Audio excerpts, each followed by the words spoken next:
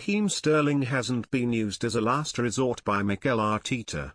But the time is coming when he might be. With an injury crisis across his forward line, Arsenal's boss might have been looking for inspiration. After all, with his experience and goals record, you would expect the 30-year-old to provide it. And he still should have some juice in those legs. He's 30 years of age, right, not 38 like Leicester's evergreen Jamie Vardy. But age waits for no one in football. And with talents around like Ethan Nwaneri, time isn't on Sterling's side anymore.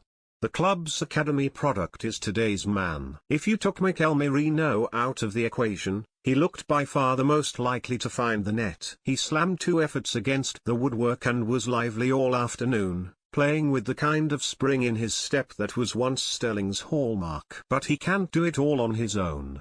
Arsenal's lack of firepower has been well documented.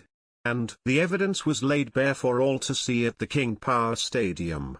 Despite Merino's late double intervention, there was little else by way of any attacking cutting edge, save for the teenager.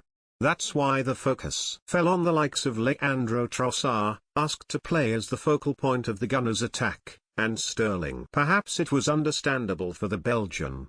It's not his position. However, he can be categorized. A spearhead isn't one of the terms to be used. Used out wide, he contributed the assist for Merino's second. Yet Sterling, on the other hand, has no such excuse. He was started out on the left, a position he knows well, against James Justin. He was ineffective and lacking in confidence. In fairness, he wasn't on his own. And in the second half, up against Wayo Koulibaly, a defender taking his bow in the Premier League, he made little impact, having been robbed of the ball a couple of times by the new boy. When he was eventually put out of his misery, with 1/4 of the game to go, it was to be wondered why boss Mikel Arteta hadn't pulled the trigger sooner. But in 18 appearances so far this season, and in some pretty big games to boot, Sterling's contribution hasn't screamed of the expected return when Arsenal tossed him a lifeline when he was at Stamford Bridge.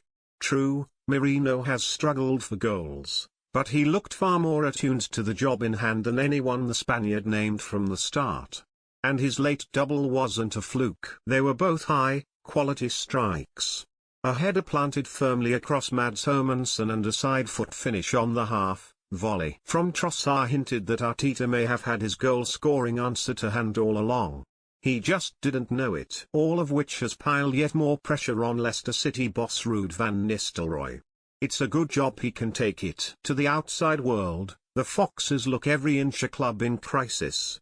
Defeats are piling up by the week, there is minimal improvement during the transfer window, and the fans are in revolt over poor decisions by the leadership. A planned Project Reset protest prior to kick-off turned out to be a damp squib, but the sentiment is a common one. There are grumblings aplenty.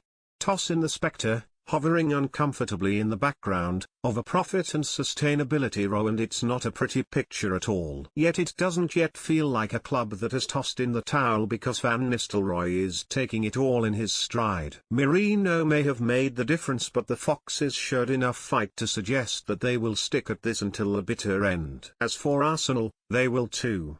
Merino was this week's hero.